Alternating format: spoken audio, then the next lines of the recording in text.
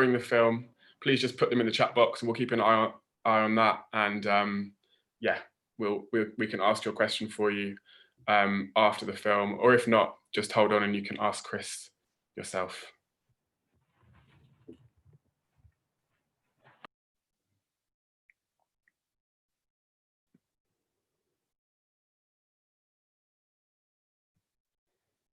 Can everyone see that?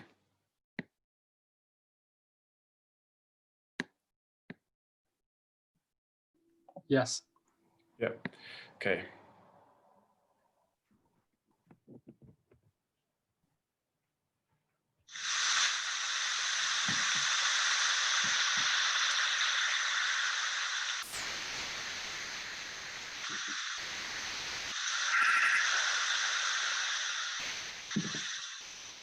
Standing in the busy streets of South London today, it is hard to imagine that much of this suburban townscape was once covered by a vast forest. Known as the Great North Wood, to distinguish it from the forests of the Weald to the south, it once stretched unbroken for almost 7 miles from Croydon to the Thames at Deptford. Its legacy can be found in many local place names: Norwood, Collier's Wood, Honour Oak and Penge, which means Wood's End. The largest surviving remnants can be found at Dulwich and Sydenham Hill Woods, which still contain much ancient woodland, mostly of sessile oak and hornbeam, and together cover some 25 hectares. Seen here from Herne Hill, 1.5 miles to the north, the woods follow the clay ridge that runs from Dawson's Heights to the Crystal Palace antenna. At almost 350 feet above sea level, it is the highest point in London between Hampstead and the North Downs. The historical boundary between Surrey and Kent until the formation of the London County Council in 1889, the ridge forms the watershed between 2 river systems.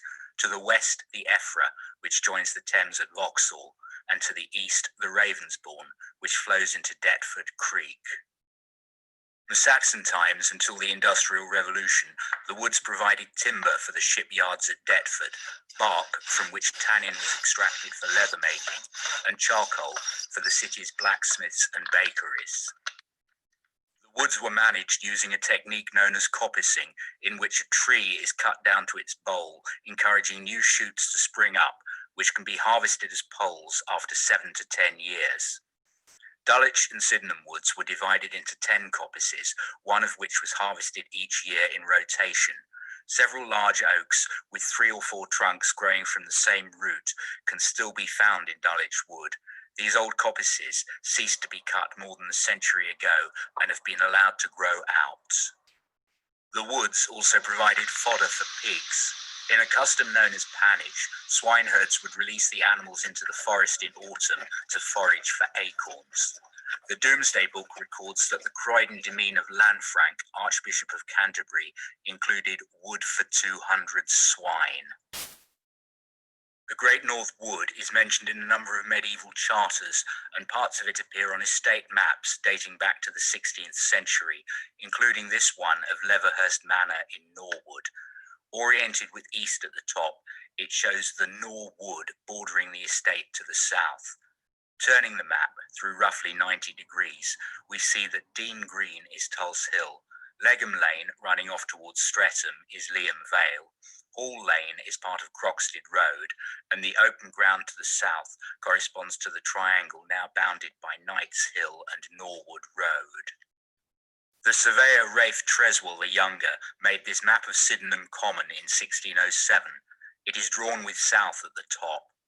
Rotated to the more familiar orientation and redrawn in a more legible style, it reveals this rough waste parcel of ground to be bounded to the west by Woodland, today's Dulwich and Sydenham woods. Coulton's Wood refers to the Coulton family who were granted the Dulwich estate by Henry VIII after he confiscated it from Bermondsey Abbey. Around the time Treswell made his map, Francis Coulton sold the estate to the actor Edward Alleyne, who had established the College of God's Gift in Dulwich there in 1619. Alleyne managed the woodlands efficiently, reserving what timber was needed for the estate's own use, while selling the rights to cut the rest to local farmers and London bakers to finance his school. The first printed map of Surrey, in which much of the wood was located, is this magnificent example of Jacobean cartography by John Speed, drawing on an earlier survey by John Norden. English and Dutch cartographers were cooperating closely at this period, and the map was engraved by Jodocus Hondius of Amsterdam. The top right-hand corner of Speed's map shows, on a small scale, woods and hills stretching north from Croydon towards Dulwich. Sydenham Hill is topped with a windmill, a landmark that would feature on maps for centuries to come. Speed's work was well known and much copied in the Low Countries. The Dutch cartographer Johan Blau's Surrey, seen here in a pirate edition by his rival Jan Jansoen, draws on the earlier map by his friend Speed. In 1695, Edmund Gibson published a new edition of the Elizabethan antiquary William Camden's Britannia, a county-by-county description of Britain, and commissioned new maps from the cartographer Robert Morden. Morden's map of Surrey shows an expanse of woodland stretching south from Knight's Hill and east from Streatham. His map of neighbouring Kent offers a different view, with the woods spreading either side of the road that runs from Croydon to London via Dulwich. The first printed map to show the woods in detail is this 1729 depiction of Surrey by the London map and globe maker John Senex. Senex uses hachures to indicate the hilly topography more accurately than his predecessors, and shows a band of woodland stretching from Knight's Hill to Penn's Common. Elaine's College is shown at the apex of the triangle formed by College Road, Gallery Road, and Dulwich Common. The tree-lined avenue, running south from the Green Man, was laid out sometime before 1714 by its landlord, John Cox, to bring customers to his inn from Sydenham Wells, here named Dulwich Wells. The German mapmaker Matthias Zeuter names the North Wood, which he shows stretching south from Knight's Hill to Streatham. A further band of woodland extends east towards Sydenham. Sydenham Hill is still topped by its windmill, to the north are Dulwich College, Dulwich Wells, and Lewisham. The woods are shown in even more detail on the magnificent 12-sheet chart of London and its environs, published by the French Huguenot cartographer John Roch in 1746. Surveyed between 1741 and 1745, it extends 10 miles from the city in all directions, recording fields, farms, and woodland now engulfed by the metropolis. In the cities of London and Westminster, the profusion of church spires allowed Roch to use trigonometry, so his plan of these areas fits accurately on top of a modern map. Beyond this built-up area, however, tall buildings were few and far between, so he was forced to rely on rods or chains to measure distance. These can stretch with use, so inaccuracies crept in. Streatham Hill, today's A23, for example, is shown about a quarter of a mile east of its actual position. In the 1730s, Cox's grandson Francis discovered a spring in the grounds of the Green Man and established Dulwich Wells as a spa. Roch labels the walk from Sydenham Green Man Walk. Today, it is Cox's Walk. East of Dulwich and north of Sydenham, Roch shows a wooded hill named Oak of Arnon, today's Honour Oak. The name is said to derive from the story that Elizabeth I once rested under an oak here. Its successor, planted in 1905, can still be seen in One Tree Hill. Some 20 years later, Roch produced a map of Surrey at a scale of 2 inches to the mile, which shows the woods in greater detail, along with parish boundaries and land use. Surveyed around 1762, it was published after his death by his widow, Mary Ann Roch. John Carey's 15 miles round London shows the Nor Wood extending from the Green Man in the north as far as the edge of Knight's Hill to the southwest. It is crisscrossed by tracks, some of which are the origins of modern roads such as College Road. First published in 1788, this map by William Fadden, geographer to King George III, is not based on a new survey, but draws on county maps from the 1760s onwards. Extended 25 miles around the capital, it shows the full extent of the woods at the time. To the north is Oak of Arnon Wood. Immediately to the south, Westwood Common, or Sydenham Common, links it to the Norwood, which stretches unbroken to Upper Norwood, where part of Whitehouse Wood, also known as White Horse Wood, survives in Norwood's Grangewood Park with its magnificent stands of oak. Thomas Milne's land use map shows the urban expansion of London in the late 18th century. Based on the trigonometrical survey begun by the Board of Ordnance in 1791, it is the first map of the Greater London area that can be accurately superimposed onto a modern street plan. Milne shows field boundaries and indicates land use with letters and shading. Arable land is marked with the letter A and coloured yellow. Meadow is marked M and shaded light green. Paddocks and parks are marked P and coloured pink. Woodland is dark green and marked W. By now, the Industrial Revolution had made coal and iron readily available, reducing demands for charcoal and timber, so parts of the wood have been grubbed up for farmland. The 50-acre wood, which extended to the Green Man on Carey's map, has disappeared, and fields have pushed through from Dulwich to Penge, separating the northern and southern parts of the wood. The Enclosure Acts of the late 18th and early 19th centuries removed common lands from public ownership, allowing their sale to private landlords. Norwood Common, as seen on this map, was broken up. Westwood, or Sydenham Common, disappeared, as did Penge Common, now Crystal Palace Park. By the 1830s, the Croydon Canal ran to the east of the woods from the Grand Surrey Canal at New Cross to Croydon. One of the last canals to be built, it was made obsolete by the coming of the railways almost as soon as it was completed. By the time Benjamin Davis's map was published in 1840, the canal had been filled in to become the track bed of the London and Croydon Railway, a harbinger of the changes about to engulf the woods. Davis's map also shows Grange Lane and Low Cross Wood Walk running between Sydenham Hill and College Road, as they do today. Dewhurst's map of the parish of St Giles Camberwell shows the coppices within the woods during the last phase of the woodland economy. Laps Wood, immediately south of Cox's Walk, Ambrook Hill, East and West Peckermans, and First Low Cross Wood. To the south, a second Low Cross Wood, and beyond College Road, East and West Vicar's Oak Wood, and hither and further King's Wood. The coppices charted by Dewhurst can be plotted onto a modern map to show their relation to the present-day streets and surviving woodland. The name Hitherwood and a fragment of the forest itself survive in a small square surrounded by housing just west of College Road. Despite the Industrial Revolution and the expansion of the metropolis, the area retained its rural character well into the 19th century, an expanse of woodland, heath, scrub, pasture, and isolated farms where nightjars could still be heard at dusk. It was a lawless place, traversed by smugglers carrying contraband from the Kent and Sussex coasts to London.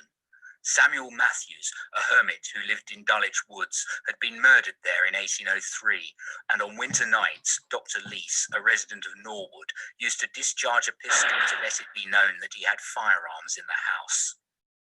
The pre-Raphaelite John Lucas Tupper's poem A Sketch from Nature, dated Sydenham Wood, 1849, lyrically describes sheep grazing on the lower slopes, while giant long shadows the trees are making, and velvet soft are the woodland tufts. Among the many fascinating details on this splendid circular map of the area 12 miles around St Paul's is a glimpse of the remaining woods at this period. Dulwich and Penge Commons are still open space. To the north is Oak of Arnon Wood, to the south Whitehouse Wood, and to the west of it Farnham Wood, soon to be lost to development. Then the Crystal Palace came, recalled John Ruskin.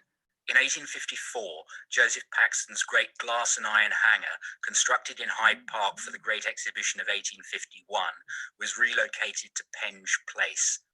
It changed the area irrevocably, forever spoiling the view, Ruskin complained, bringing every show day from London a flood of pedestrians down the footpath who left it filthy with cigar ashes. Stanford's 1862 map shows the palace in its newly created park. Palace Road and Victoria Road, today's A2199, now bisect Kings and Vickers Oak Woods. Alongside Rock Hill, a straight steep path through Low Cross Wood, the Lambeth Waterworks has been built.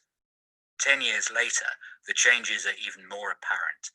Between Dulwich Road, today's Fountain Drive, and Victoria Road, the trees have given way to houses separating the northern and southern parts of the wood, while the southern triangle has been further dissected by Farquhar Road. To convey passengers to Paxton's new station in front of the exhibition hall, the Crystal Palace high-level railway was cut through Ambrook Hill Wood in 1865, tunnelling under Sydenham Hill to emerge beyond Wells Park Road. To carry Cox's Walk across the railway, a footbridge was constructed. Along Sydenham Hill, a row of villas has also encroached on the woodland. The first of these, Lapswood, was built by Charles Barry, architect of the new Dulwich College buildings, as his own home. Beechgrove was subsequently the home of Lionel Logue, speech therapist to King George VI. The small cedar that can be seen in the grounds of the Who survives amid Sydenham Hill woods and is now a majestic tree. The steep slope required the gardens to be elaborately terraced, and many of the footings can still be seen amid the woods. By 1895, the triangle of woodland between Crystal Palace Parade and Farquhar Road had been mostly given over to housing, with only a few fragments of Vickers Oak Wood remaining.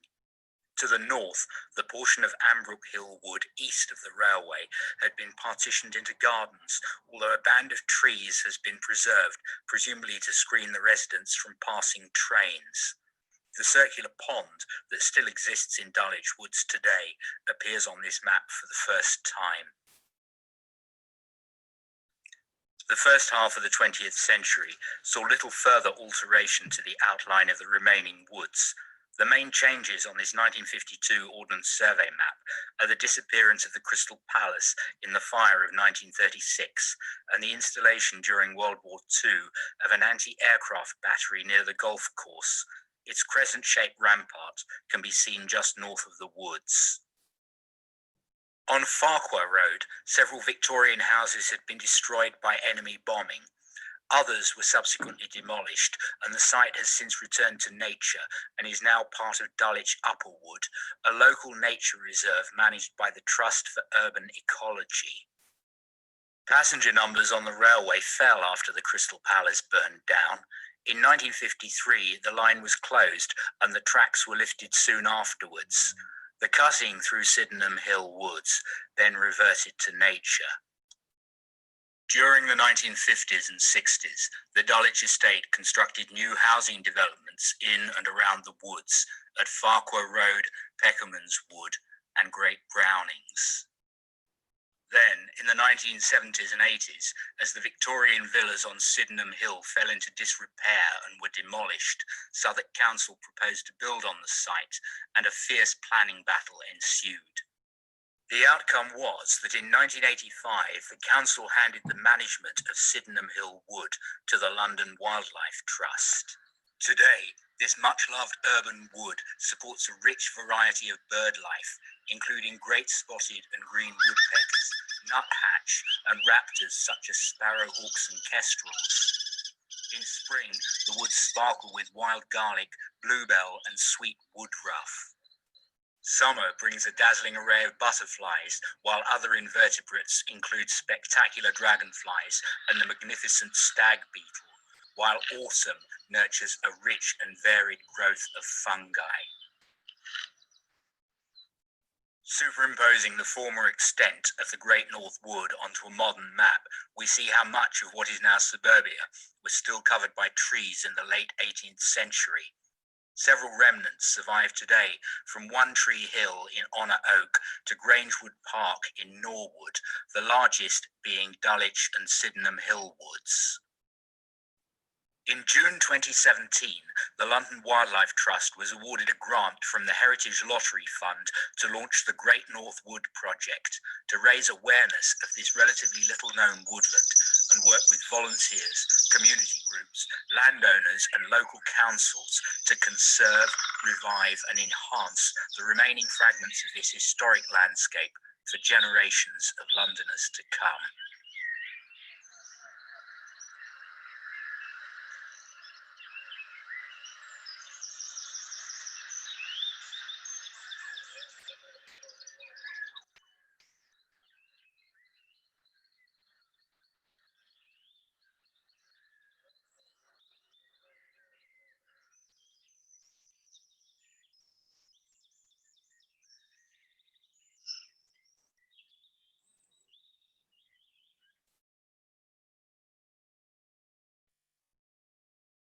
Fantastic. Can everyone join me in a virtual round of applause for Chris's amazing film there?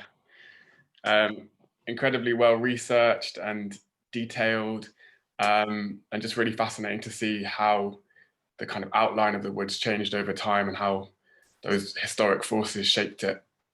I haven't been able to see the chat because I've been sharing my screen. Has there been any questions on the chat, Chantal?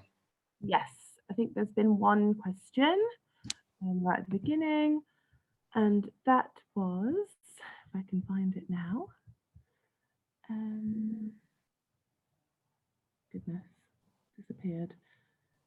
Oh, so from Ewald, it was bounded by the Wandle Close to the south-west boundary, e.g. Woodside, question mark. Sorry, could you repeat that?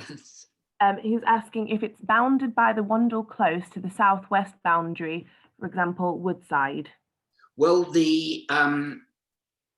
it stretched really as far as Selhurst. I mean, the Wandle is a bit further to the south. It's the valley that basically separates the Norwood Ridge, which the wood grew on, and the North Downs. So yeah, I mean, certainly during the period of well, from the Middle Ages onwards, if not earlier, the wood started north of Croydon, hence the name, the North Wood or Norwood, because a significant portion of it was within the manor of Croydon. I mean, obviously there are other woods to the south that within the manor of Croydon, such as Selston Wood and so on. But and so presumably the name arose to distinguish it from them. Thanks, Chris. As Sam said before, if anyone does have any questions that you want us to read out, you can just pop them in the chat, or feel free to unmute yourself and you can ask your question directly to Chris. We've got a question from Helena Ward here. Which is your favourite bit of the Great North Wood and why, Chris? Well, I suppose the part I know best, because it's closest to me, is of course Sydenham and Dulwich Woods, and I've been volunteering at Sydenham Hill Wood since 2011. But obviously in the course of making the film, I explored pretty much every part of the wood, and I'm, each of them has its charms. I'm, funnily enough, one of the smallest and least well known is Stanborn Woodland Walk, which is a tiny little fragment of woodland bordering a winding path that runs down from Adelaide Road.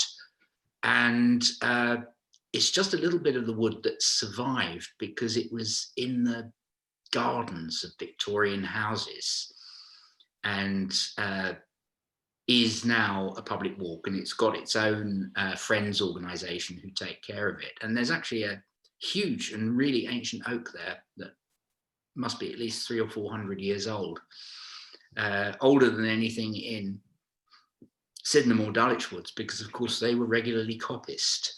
I mean, one of the things about ancient woodland, that the term refers to woods, an area that has been continuously wooded for at least 400 years, but it doesn't mean that any individual tree in that woodland needs to be that old. It's about the continuity of woodland cover. But of course, in a wood that was intensively coppiced, the way Dulwich and Sydenham Woods were, who knows the rootstock of some of those trees maybe much, much older than that, because coppicing actually extends the life of a tree, because what you get is a rootstock capable of supporting a mature tree, but without any of the old damaged branches to support. So suddenly it's, I once thought of the analogy, it's like putting a Jaguar engine inside a Mini. It's, you know, you've got this really powerful organism that's got nothing to do but send up new shoots. And that actually greatly extends the life of the tree, counterintuitively. Thank you, Chris. We've got a question from Chantel's mum here. What is the difference between a wood and a wooded common? Well, a wooded common, the one that's most local to the Great North Wood and most relevant was Westwood. Now that's called Westwood because it belonged originally to the Abbey of Lewisham. So it was, just as the Northwood was north of Croydon, it was west of Lewisham. It's a patchwork of woodland, meadow and scrub, where people were entitled to graze their livestock, which of course kept it rather more open than you know, a coppiced woodland, which was more densely wooded. And there was a big battle in the map I showed by Rafe Treswell of Sydenham Common was probably drawn up in relation to an attempt to enclose it in the same year by a couple of courtiers, which was defeated thanks to the campaigning of local people and the vicar of Lewisham, a man called Abraham Colf. Great. Actually, on that point about enclosures, I've got a question about land ownership, because I think there's a sort of maybe a misconception that when the enclosures happened, no one owned the woods before that until the enclosures, but I understand that's not correct. So yeah, could you talk about the sort of ownership of the woods and how that changed and how it then changed with the enclosures? Yes, well, quite a lot of the woods belong to various manors. Now, these were either owned by individuals or they were rented basically from the king or the queen. As I mentioned in the case of Penge, Penge was part of Battersea, which was rented directly from Queen Elizabeth I. The manor of Croydon was personal possession of the Archbishops of Canterbury and had been since late Anglo-Saxon times when it was granted to them. But people, although they were not in common ownership, the common people had customary rights to gather firewood and to graze their animals there. And it was the removal of those rights with the Enclosure Acts in the late 18th and early 19th century that caused such hardship and such protest, and of course also changed the landscape because you know, the land use changed radically, partly as a result of the enclosures, partly as a result of the Industrial Revolution, partly in our case because of the expansion of London. Mm-hmm. Chris, can I ask a question? Yes. Yeah, can you hear me? Hi, Chris. Hi. Two things actually. A small thing, because I live near Stanborn Woods, and I'm too old to do what the Friends are doing, but you know, they've been doing some wonderful improvements. But it intrigues me that there's the remains of a redwood tree, I think, at the top of the wood. And so I'd like to ask if that belongs to a Victorian garden. Oh, most certainly, yes. If I can just, the second question would be really, we always think of the oak in these lovely old wood, Mm. but there's a lot of ash. And is the ash also an old sort of tree in terms of what was grown?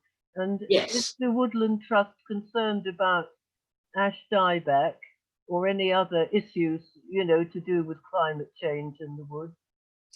Oh, certainly. I mean, Sam would probably be able to answer that better than me in terms of the London Wildlife Trust's priorities. But yes, the ash is a native tree. It's been here since the last ice age, if not longer. And we are certainly, there are a few in Sydenham Hill Woods. It's not the dominant tree there, but it is part of the biosphere. And yes, we are extremely concerned about ash dieback disease. Yes, we're already seeing the impact of that disease in some of the Great North Wood sites. Not catastrophically yet. We're seeing sort of the younger trees being impacted more than the older ones.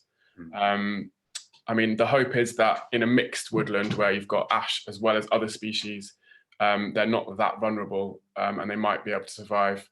But I've been to areas outside of London where I've seen whole hillsides covered in ash trees, and they're all dead this summer. So it definitely is having a catastrophic effect in other areas, but we haven't seen that quite yet in the Great North Wood. So hopefully we might not, as a result of that mixed woodland. In terms of climate change, I mean, it's difficult to know exactly what impact that might be having already, because the impact is so slight and gradual. But one thing we might be seeing is an increase in sort of evergreen species like holly and ivy and bramble too, because they keep their leaves all year round, so they're able to grow. There's a basically longer growing season. It stays warmer and brighter for longer throughout the year. So those species might have an advantage over deciduous species. That's one thing. We're also likely to see increasing drought and sort of more intense and longer periods of drought, which might impact trees as well, and might sort of, along with other factors, show a sort of increased mortality of trees, particularly oak, which are already being impacted by things like oak decline, which may also have a sort of, drought might be an element of that. So there certainly will be changes that come about through climate change, but we hope that our general kind of woodland management, which increases the resilience of the woods and promotes tree regeneration, as well as protecting certain areas of the wood from excessive trampling and things like that, we hope that those types of management will also kind of increase the resilience of the woods for climate change.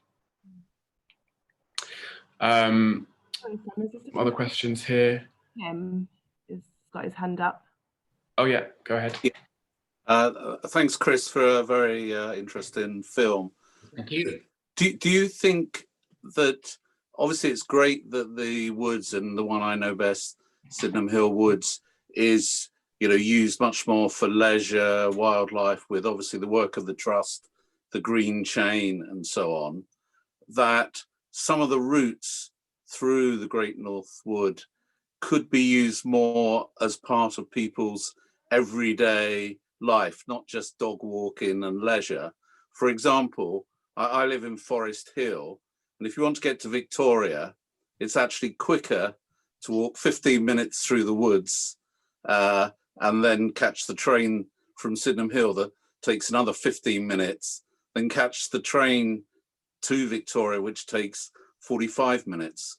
So do you think there are ways that mapping and signposting could be used to make it part of people's sort of natural daily routine to travel? Well, quite possibly, but I think once again, I can't speak for the London Wildlife Trust, but through volunteering, I am aware that there's a very delicate balance to be struck between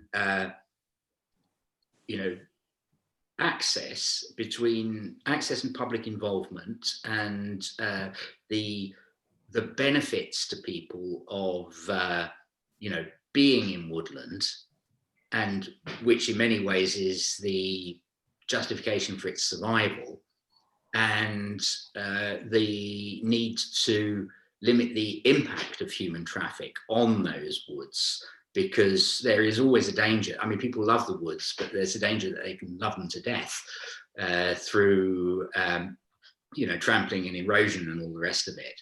I mean, part of that can be dealt with by maintaining the paths in good order so that people don't, you know, make detours to avoid the muddy bits. But, you know, there's a constant delicate balance, and I don't think there's a simple answer to it. No, I'd agree with that. There's always, yeah, like you say, a balance between wanting to get as many people in the woods, into the woods as possible to enjoy them and learn about them, and then also the impact that those people have, which is, like you say, mainly through trampling, and the impact of dogs and on ground nesting birds. Yeah, I'd observe, you know, as someone who, when I had greater mobility, that, you know, the number of commuters, as it were, is absolutely tiny compared with, for example, dog walkers and so on. And if we really are going to get, you know, possibly coming out of COVID, that people do get out more, use nature, and the excellent work you've all done on the paths, which seems to me to have improved that problem of people wandering off and the muddiness and so on, that, you know, a few hundred commuters using it, and the vast majority of people in Forest Hill who, you know, in my experience, are just unaware that it is actually a good natural human route, could be balanced. But as you say, it is a very delicate balance. And we are going to be doing some more sort of interpretation in the woods. So we've got one interpretation board going in each of the 13 Great North Wood sites, which will kind of basically show you where you are within the broader Great North Wood landscape, and also show the original footprint of the Great North Wood, so you get a sense that these sites were all once part of a greater whole. And we'll also be producing a kind of fold-out map, which will be a way to walk between Great North Wood sites. So yeah, that's definitely one of the aims of the project, to help signpost other sites to people who might only know one or two of those sites. Yeah, no, that would really help. Thank you. Thanks. We've got a question here from Miriam. How was Biggin Wood preserved? It is very much on its own. Also, are there any maps readily available that show the woods in its heyday? Well, the maps I've included in the film are predominantly printed maps that show it in its heyday. There is no one early map that shows the whole thing. As I said, the John Speed map is the first printed map in the early 1600s. There is in Croydon Museum, not on public display, there is a wonderful hand-drawn parchment map of the Archbishop's Woods, those parts of the Great North Wood that lay within the Manor of Croydon, so not Dulwich and Sydenham Woods. But it's beautifully drawn, it's very accurately surveyed, and it shows all the coppices within the Archbishop's Woods.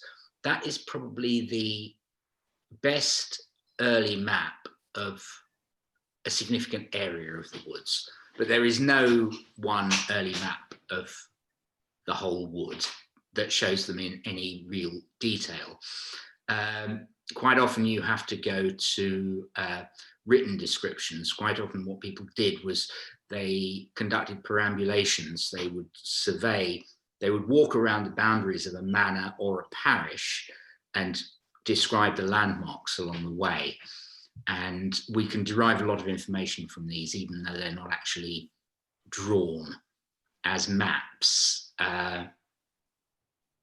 So yes, that's about the size of it as far as maps are concerned. Sorry, what was the first part of the question? About Biggin Wood.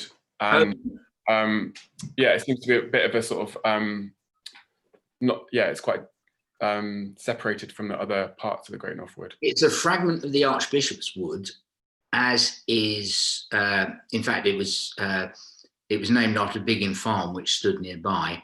It was also, I mean, nearby, in fact, you've got 4 bits of wood, sort of pretty much along Beulah Hill. There's Biggin Wood, there's Scar Wood, there's a bit of ancient woodland in Bewley Park, and then down Whitehorse Lane there is Grangewood Park.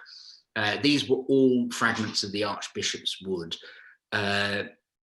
Biggin Wood survived because people it was purchased by the local antiquarian society or something like that in the 1920s as a bird sanctuary.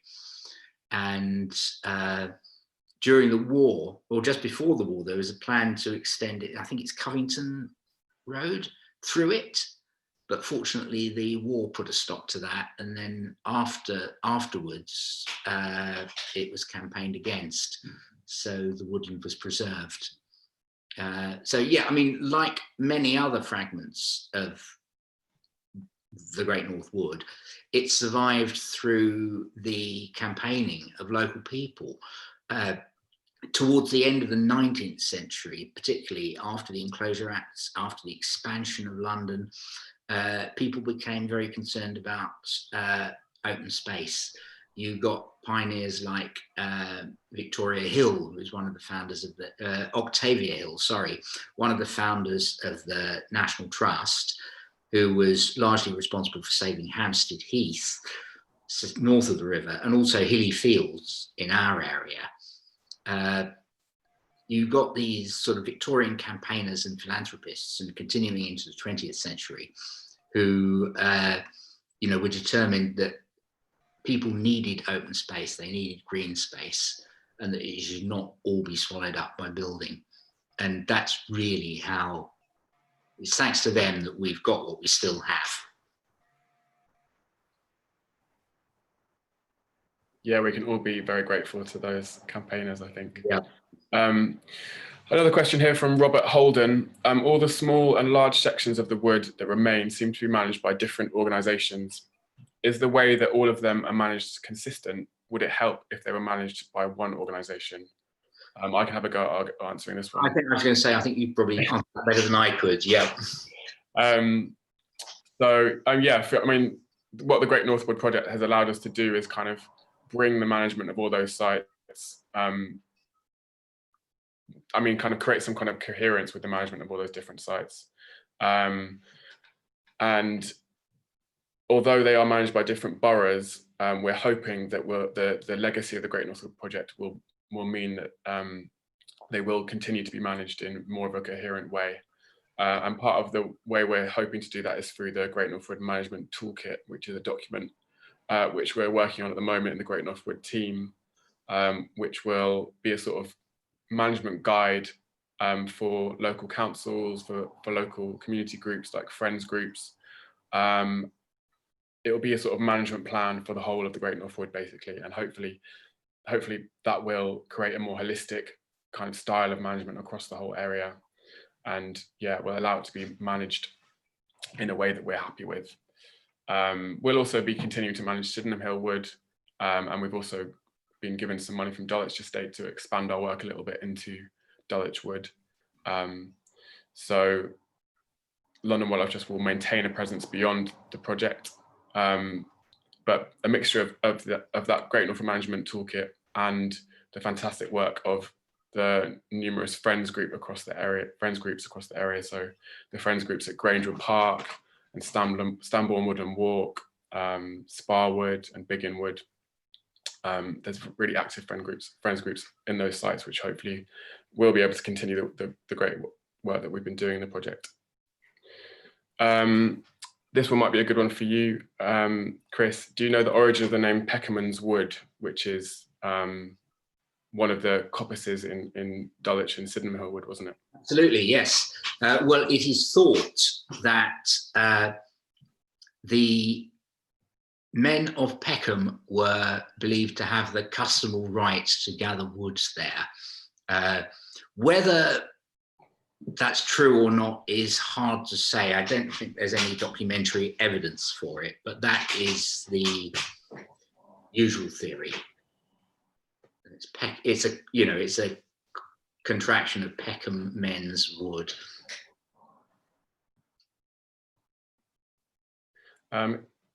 Ewald has commented, apparently the wildlife version of coppicing is browsing by herbivores or even tree felling by beavers.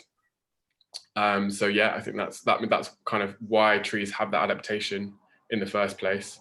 If you cut a tree down, it regrows, and that's because of large herbivores which were able to cut trees down, including elephants, if you go back far enough. And rewilding is a new movement within conservation, which is all about reintroducing large herbivores to kind of recreate the ecological complexity that's been lost with the extinction of lots of those large mammals. So your description of wooded commons with sort of grazing animals and a network of scrub and single kind of open grown trees sounds quite similar to Franz Vera's description of vegetation pre-human intervention. Indeed. Yeah. And in fact, the human management of woodland sort of in some ways replicated the effects of browsing by large mammals, in that well, as you pointed out, the coppicing produced a similar regrowth to browsing. But sadly, I don't think rewilding would be a terribly practical proposition in the middle of South London, letting loose some wild boar. That's delightful as it sounds.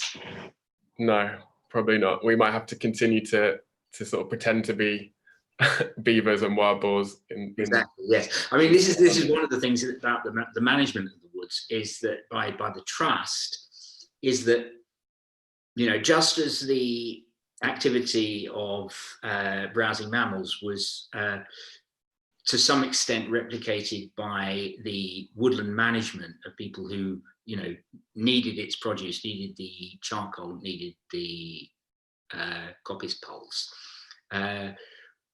Since that sort of kind of woodland economy became redundant, the ecologists have had to replicate its effects in order to maintain a partially open landscape rather than a dense forest with absolutely nothing growing in the understory. Yeah, there's evidence to show that in the absence of any management, where you get very dense dark woodland, you actually get a reduction in biodiversity. So some level of disturbance, some sort of opening up of that canopy is one of the things which we try and do in the Great North Wood. To sort of replicate, most recently, the work of woodland kind of managers, of people, like you say, harvesting timber, and previous to that, the work of large extinct mammals. Any other questions here? We've got one from Jeff Torrey via Nancy Jimson. Apart from shipbuilding in Deptford, what other industries did the Great North Wood support? Well, the coppice wood was used for a whole range of purposes. Timber framed houses up until, after really the Great Fire of London. Although the framework was built of substantial oak timbers, the infill was wattle and daub. So basically it was, young coppice poles woven like basket work, which were then covered in plaster. Those, the white bits in a, Tudor house. They were also used for tool handles, broom handles. Everything was used. The twigs. If you made a besom broom, traditional Ritz's broom, the handle was a coppice pole. The brush was made of twigs. They were used for can hoops, which was basically the hoops around a barrel. Before they were made of iron, they were made out of a split coppice pole. It's flat on one side and round on the other. Used to hold the barrel staves together. They were also used for they were also bundled up in basically various grades of bundles were respectively called faggots, bavins, and pimps, unfortunately. They were sort of, which were used as for lighting fires or as torches. Daniel Defoe mentions them in his tour around the whole Isle of Great Britain. Practically everything you can think of. And the bark of oaks was also used for tanning. So, you know, practically everything was used in some way or another.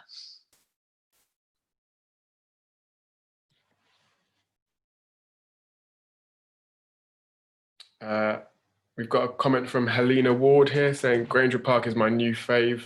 It's like a formal urban Victorian Edwardian park, albeit a rundown one at the moment, but with underlying ancient wood bursting through.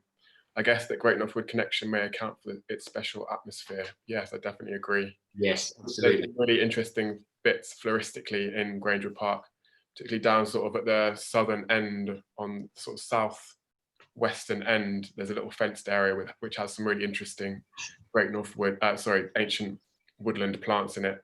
There's also an amazing site for fungi. Fungi pop up all over the place, and that must be due to the fact that it's had a long history as woodland. Yes, it's wonderful when you go down,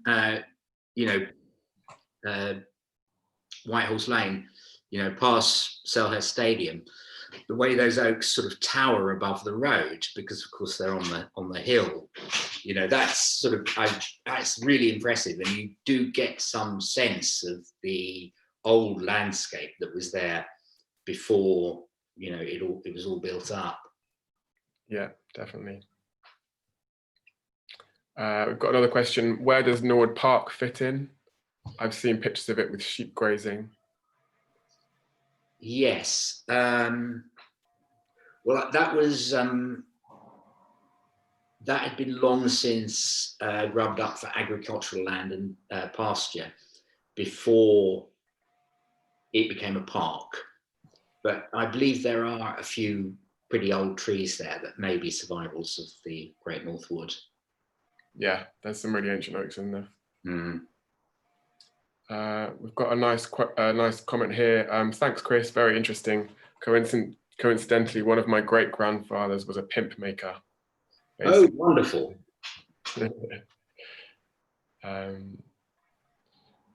Sue asks, she says she's watching from West Wickham.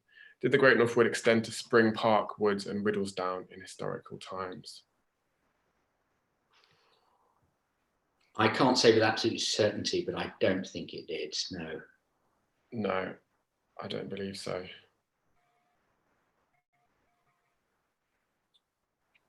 Has anyone got any other questions? Got a question here, Sam. Yeah. So it is from Stuart Young. How often are the interiors of the tunnels in Sydenham Hill Wood visited / checked? Well, I think it's probably one for you, Sam, but to my knowledge, they're checked for bats at least once a year. But yeah, I think twice a year, actually. I think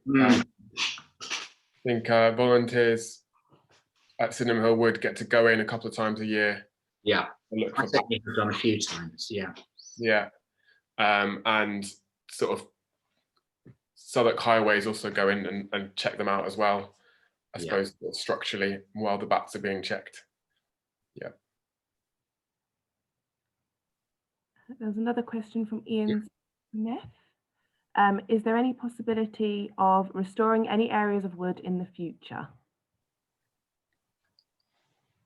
I can answer that one maybe. I suppose in a way what we're doing in the Great North Wood project is restoring the woods because they've sort of really lapsed in terms of their management. There's a huge amount of invasive species growing in lots of the woods. We get lots of problems with trampling and erosion. We get lots of problems with litter and fly tipping. So we've been trying to address those problems and in a way restore the woods to their former glory. but maybe your question was more asking about sort of new woodlands to kind of bridge the gap between the existing woodlands that remain. There is some scope there in terms of sort of amenity grassland in parks. So the sort of green deserts, as they're sometimes called, not very interesting or biodiverse spaces where we could do some more planting. And in fact, we have done some planting in places like Norwood Park and Upper Norwood Recreation Ground. So there's potential for new little small pockets of woodland to arise on or be planted on those in those parks in between. But in terms of sort of joining up the woods, that would be quite difficult with the sort of urbanized nature of the area. Have to knock down some houses, I think, if we were going to do that. There is. I mean, another way of providing sort of corridors to wildlife is through planting of hedges, which we've done a certain amount of, and certainly the Dulwich estate got the trust to plant a hedge of mixed native species. Hawthorn, wild cherry, dog rose, blackthorn, along the bottom of Low Cross Wood Walk. I mean, these can help to connect up what survives of the woods. And I mean, I actually discovered while I was sort of researching the film that looking at the aerial photography on Google Maps, the hedgerows that surround the playing fields on Dulwich Common and which continue through the golf course, although in places they've been broken because a fairway's driven through them, but they've still preserved quite a lot of them as an obstacle on the golf course, correspond exactly to the field boundaries on Dewhurst's 1841 map. Now, they probably date back to the 1790s because they look similar to those on Milne's maps, Milne's land use map. So these are actually what are called ghost hedges. Basically, when those fields were first grubbed up for farmland in the late 18th century, they left standing trees and bushes to form field boundaries. So they are themselves a relic of the Great North Wood, but they are also, you know, a corridor along which, you know, wildlife can travel, small mammals, insects, and so forth. Yeah. So we must encourage the golfers and the cricketers to preserve them wherever possible. We've got a question here. What is the rarest bird you have spotted in the woods? Chris, do you know what the rarest bird you've spotted is? Rarest bird I have spotted. Well, I'm not a terrific ornithologist. You know, I've been thrilled just to see kestrels and sparrowhawks, but well, I suppose the rarest was hobbies, really, because they are migrant. They fly thousands and thousands of miles from sub-Saharan Africa every year. We also, in the summer, a winter visitor is the firecrest, tiniest bird, smaller than a wren, with this sort of great plume of red on its head. They seem to like evergreens. They like the holly. They like the yew. They like the ivy. And we're very lucky to have them in Sydenham Hill Wood most winters. Yeah. And we also had a cuckoo coming through this summer, didn't we? We had some. Oh, we did, yes. That's wonderful because that's a return of a bird that was traditionally there. Yeah. I'd quite like to see nightjars back, but I'm not optimistic. Yeah, probably unlikely in the Great North Wood. Mm. Then we've got, what are the main current tree species and any less common flora? Well, the dominant tree species now, and I think probably historically, are sessile oak and a few pedunculate oaks and hornbeam.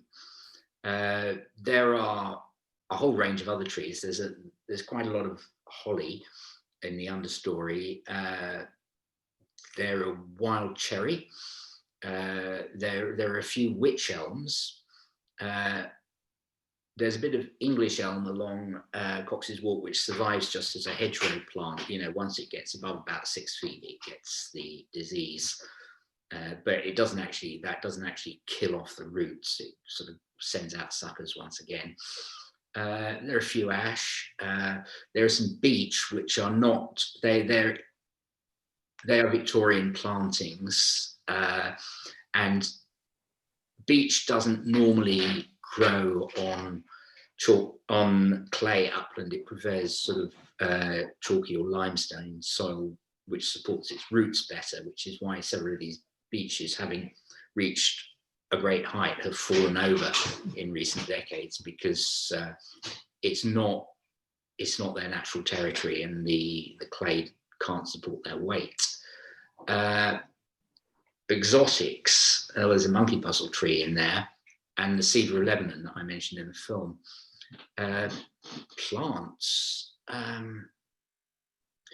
probably the weirdest plant in the wood is there's a whole little glade full of pink cyclamen, which presumably escaped from somebody's garden. But we do have ancient woodland indicators like sweet woodruff, wood anemone, English bluebell, wild garlic. I mean, these are not rare plants, but they're rare in London. A nice plant that we get in, I'm not sure if we get it in Sydenham Hill Wood, but we get it in Newcastle Cutting, and it was a bit of a surprise to find there, is the broad-leaved helleborine, which is a type of orchid. And again, it's not a rare plant, but it is rare that far into London. Yeah. And we think it just arrived of its own accord, and it comes up every year along the path in Newcastle Cutting, so that's a good one to look out for. Yeah, well, yes, and in Dulwich Upper Wood, they have a very weird plant. We don't seem to have it in Sydenham Hill Wood, despite its proximity, called ivy broomrape, which is a plant that is parasitic. It can't manufacture its own chlorophyll, so it latches onto the roots of ivy, and it looks like it produces this sort of kind of rusty red spike with, you know, sort of kind of bracts coming off it. Not a particularly attractive plant, but it is locally scarce. In fact, I've never seen it anywhere else in London. No. I think that one might have been reintroduced by TCV, the conservation volunteers that manage that site, potentially as a way to try and reduce the dominance of ivy there, because, as you say, it is a parasite of ivy. Yeah. Sorry, I think, is there someone who's got their hand up, Anne? Yes, just to ask, could you repeat the name of the poem that you mentioned in the video? Oh, what, the one by Tupper? Is it the one with this velvet woodland tufts? That's right. Yes, I think it was just titled Dulwich Woods 1848. Or was? Did you know? I can't remember off the top of my head. I'm very sorry. But I can. Tauper. Is it? Sorry? How are you spelling Tauper? Tupper, Tupper. He's well, if he's known today, he's better known as a sculptor.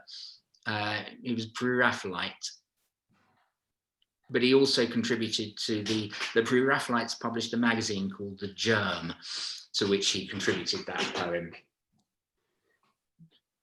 Thank you. Oxley's Wood isn't anything to do with the Great North Wood. Oxley's Wood, Greenwich. A wonderful place, but that's way east. Yeah. That's what I thought. I might have found the poem. Quick Google. I think it's called A Sketch from Nature by John. Oh, that's the one. Thank you, Chantal. Oh, thank you. Got another question here. What, if any, species are we trying to reintroduce as part of the management plan? So, I mean, our main kind of way of managing the woods is to try and recreate the conditions that allow species already present to thrive. We have done a bit of planting. One species which we planted quite often is hazel, And that's because although hazel is fairly common throughout some areas of the woods, it is failing to reproduce now with the coming of the grey squirrel, which predates a huge number of its seeds. So the red squirrel is used to live in the area before the 1800s. The red squirrel waited until the seeds were ripe, and so allowed some of them to fall off and germinate, whereas the grey squirrel gets them all before they're ripe. So we see very few young hazel, which means that hazel is sort of failing to regenerate, and we may see that species decline. So that's one of the species which we're planting some of. I did actually, while I was researching the book, I did find something about red squirrels. Hold on, I'm just going to... Grangewood Park. And this was as recently as 1924. Apparently there was a significant population of grey squirrels in Grangewood Park. Of red squirrels, sorry. Yeah. And it's sort of, you know, and I think now, who was it who wrote that? It was a chap called Walter Johnson, who edited Gilbert White's journals, and he wrote a book called The Nature World of London. And here we are, there still remains to us a remnant of Dulwich Woods running up to Sydenham, etc., etc. And then he also says that the Grangewood Park had a sizable population of red squirrels, whose nests the keepers were at pains to protect. So far as I know, the American grey squirrel has not yet arrived, and one hopes that he will not do so. Of course, he did pretty soon after that. But, yeah, he definitely did. But that's very interesting. You get these little snippets that, you know, tell you about vanished populations of animals and plants. Lucy Waite asks, has anyone seen the white squirrels locally? Yeah, I have. The ones in Grangewood Park. I think he's called Walter, isn't he? We had in a clip of a white squirrel from Forest Hill as well. Yeah, there's a few about. Someone asks, are there any non-plant species that particularly need retention of this habitat to maintain a foothold in London? I mean, the one that comes to mind immediately is hedgehogs, I suppose, which are showing really serious declines. And we do find them in the Great North Wood. We found them in Sydenham Hill Wood. We've had a report to them in Grangewood Park. So these woodland sites are really important for hedgehogs. I don't know if you can think of any other species, Chris, that particularly... We never see them, but I do believe that there are voles in Sydenham Hill Wood, because some years ago we just dissected some owl pellets and found their jawbones in the owl pellets. I mean, of course, the owl might have caught them somewhere else and regurgitated them in Sydenham Hill Wood, but it's likely that they were hunted there. So yeah, I mean, there is this kind of invisible small fauna that you know, most people will be completely unaware of. Apart from that,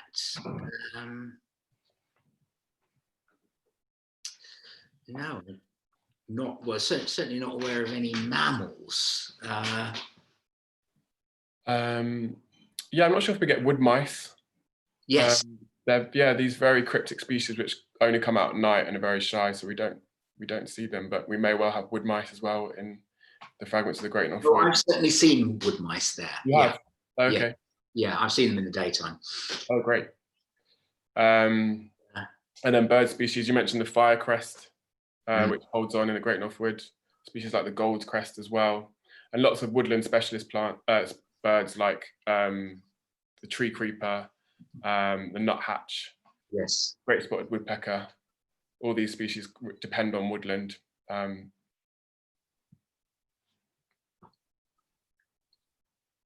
Absolutely, and well, we've had a Tawny Owl roosting there for a few years. Yeah, Tawny Owl is another woodland specialist bird, yeah, which we find in most of the fragments of the Great North Wood, I think. Mm. And we've also had redwings, although I haven't seen them in the last 2 or 3 years, but they used to come in the winter on the ivy. Yeah, I saw one last winter in Dulwich Wood, and field fairs as well. Yeah.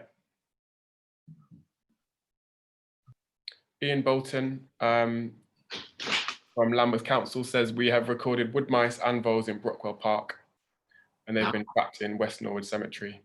So those species are definitely about. Greenwood said there's been muntjac seen in Dulwich Wood sometimes as well. That's exciting.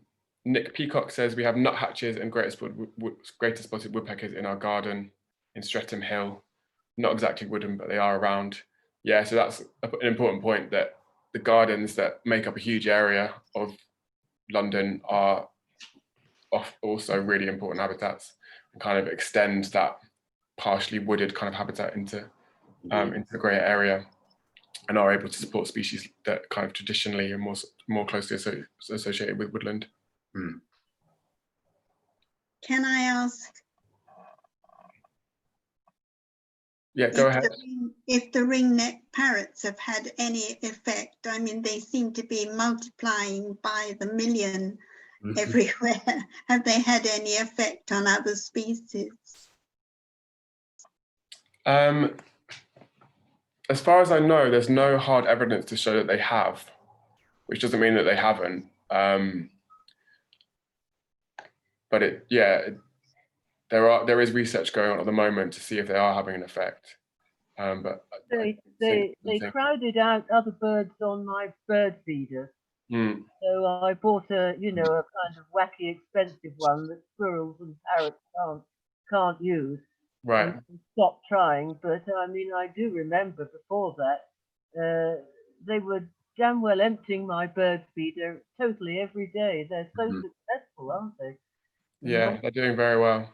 Yeah, I don't care for them very much. Their main rival seems to be the grey squirrel. They compete for the woodpeckers only use their hole for 1 year and then move on somewhere else, and both the parakeets and the squirrels then try to move in. Yeah, we have witnessed battles between the parakeets and the squirrels, with parakeets actually removing baby squirrels from the nests and dropping them onto the ground. But that's two invasive species kind of going at each other, so we'll leave them to it, I guess.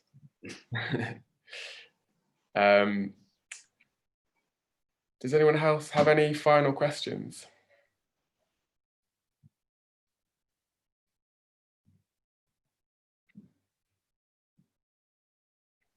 No, great. Well, I hope you'll all join me in extending a warm thanks to Chris for his fantastic film and all of his fantastic answers to the questions that you've given. And thanks again to everyone who's joined us for this event.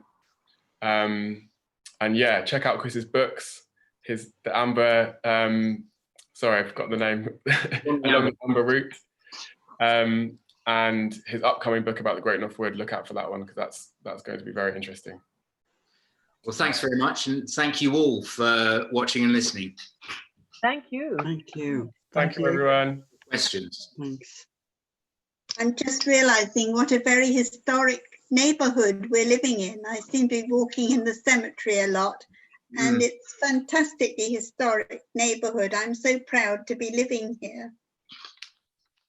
Yes, absolutely. Thank you. Wonderful.